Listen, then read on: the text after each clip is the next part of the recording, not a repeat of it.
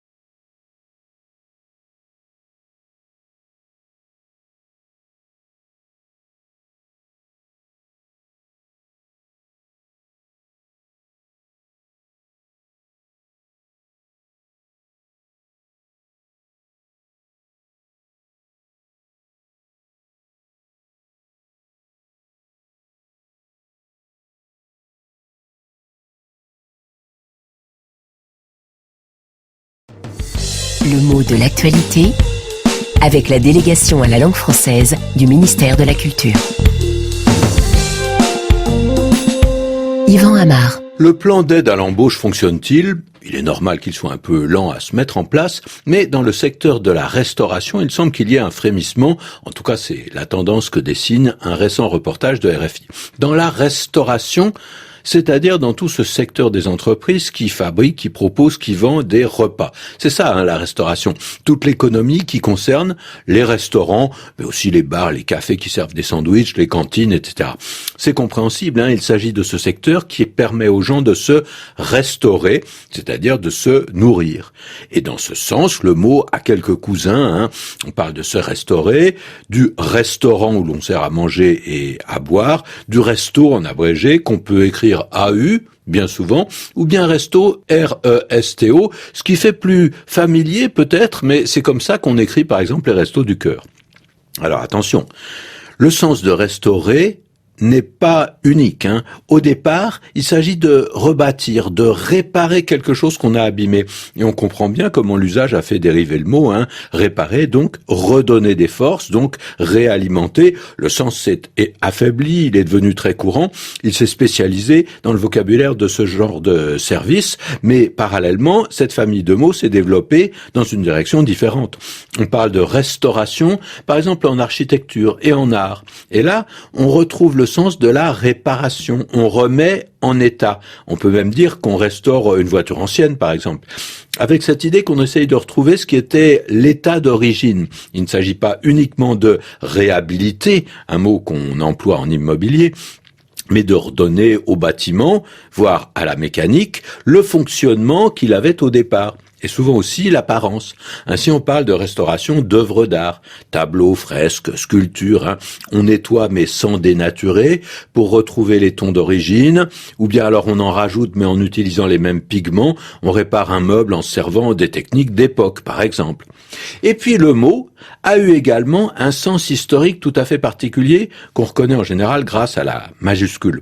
On parle de la première restauration avec un R majuscule, ou bien on parle de la seconde restauration. Il s'agissait alors de restaurer l'ancien régime, la monarchie, c'est-à-dire de tirer un trait sur la Révolution et même sur l'Empire pour retrouver une royauté. Alors la première restauration prend place en avril 1814, à partir du premier exil de Napoléon à l'île d'Elbe. Louis XVIII monte sur le trône, de nouveau les Bourbons sont au pouvoir. L'épisode est interrompu par ce qu'on appelle les 100 jours, bref période où Napoléon revient, ça se termine par Waterloo, et après c'est la seconde restauration. On voit bien dans le choix du mot combien les royalistes souhaitaient indiquer par là qu'il s'agissait d'un retour à un ordre naturel et pratiquement légitime.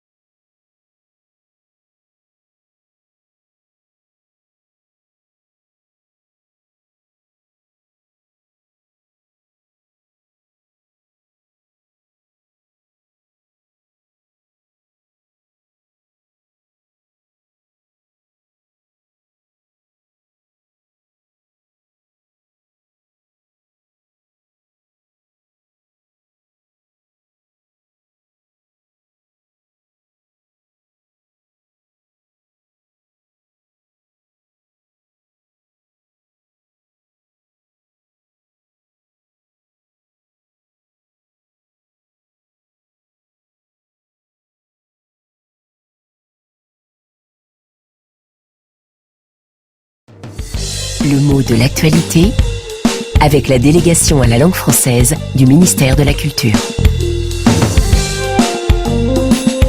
Yvan Amar. Le plan d'aide à l'embauche fonctionne-t-il ? Il est normal qu'il soit un peu lent à se mettre en place, mais dans le secteur de la restauration, il semble qu'il y ait un frémissement. En tout cas, c'est la tendance que dessine un récent reportage de RFI.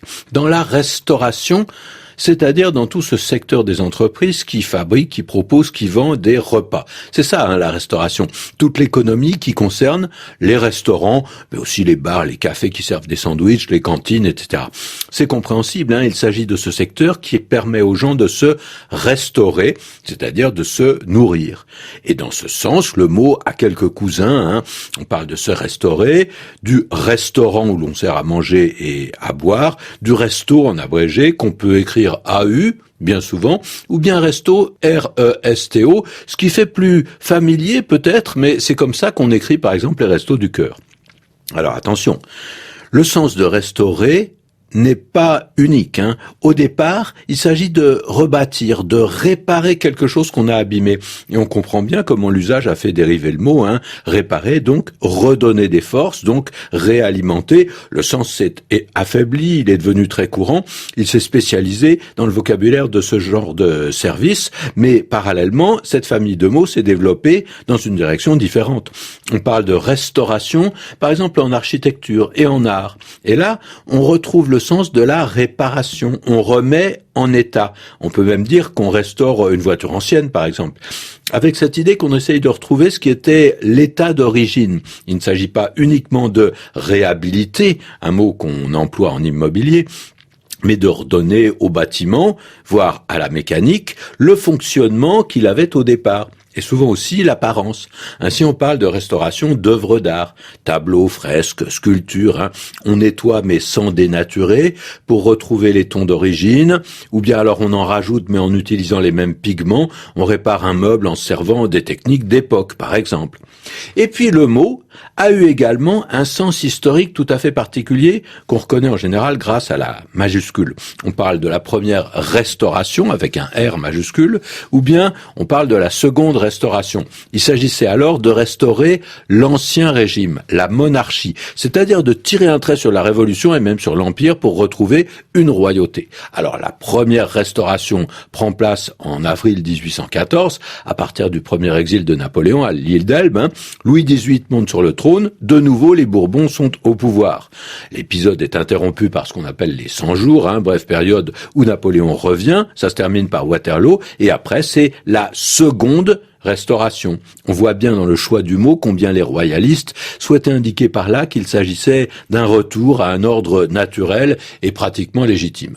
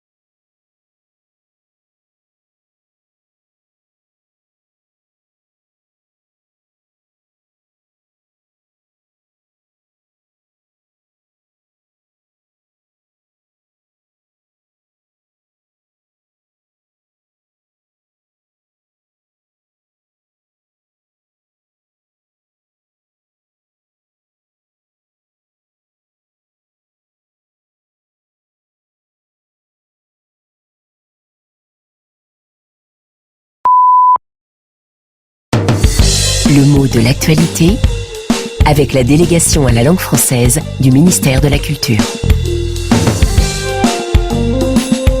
Yvan Amar. Le plan d'aide à l'embauche fonctionne-t-il ? Il est normal qu'il soit un peu lent à se mettre en place, mais dans le secteur de la restauration, il semble qu'il y ait un frémissement. En tout cas, c'est la tendance que dessine un récent reportage de RFI.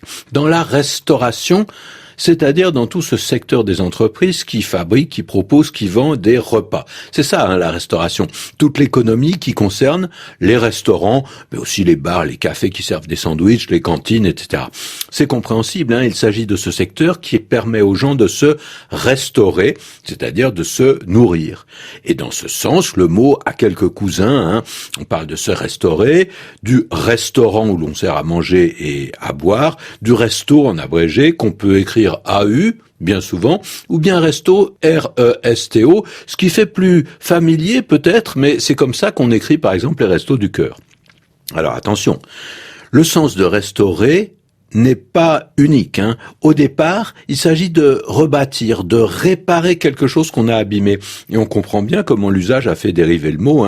Réparer, donc redonner des forces, donc réalimenter. Le sens s'est affaibli, il est devenu très courant. Il s'est spécialisé dans le vocabulaire de ce genre de service. Mais parallèlement, cette famille de mots s'est développée dans une direction différente. On parle de restauration, par exemple en architecture et en art. Et là, on retrouve le sens de la réparation. On remet en état. On peut même dire qu'on restaure une voiture ancienne, par exemple. Avec cette idée qu'on essaye de retrouver ce qui était l'état d'origine. Il ne s'agit pas uniquement de réhabiliter, un mot qu'on emploie en immobilier, mais de redonner au bâtiment, voire à la mécanique, le fonctionnement qu'il avait au départ. Et souvent aussi l'apparence. Ainsi, on parle de restauration d'œuvres d'art, tableaux, fresques, sculptures. On nettoie mais sans dénaturer pour retrouver les tons d'origine, ou bien alors on en rajoute mais en utilisant les mêmes pigments. On répare un meuble en servant des techniques d'époque, par exemple. Et puis le mot a eu également un sens historique tout à fait particulier qu'on reconnaît en général grâce à la majuscule.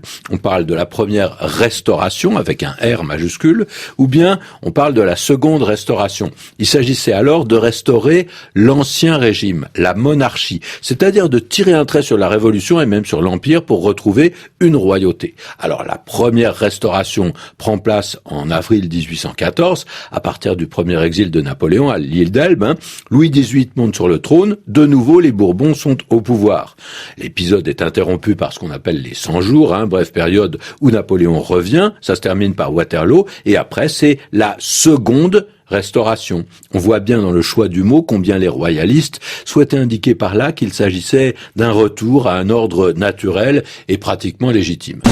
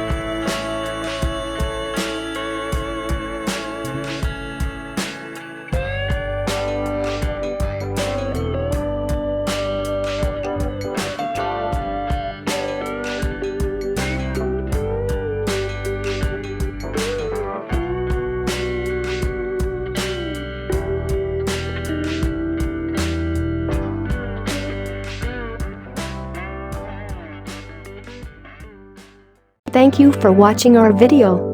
Like and subscribe our channel for more amazing videos. Also don't forget to share it with your friends. Contact French NU to learn French language. We provide online classes for DELF preparation, TEF preparation, academic course preparation for kids, and accent improvement. Call or WhatsApp at 98706966926 or email at linguistic.fr@gmail.com.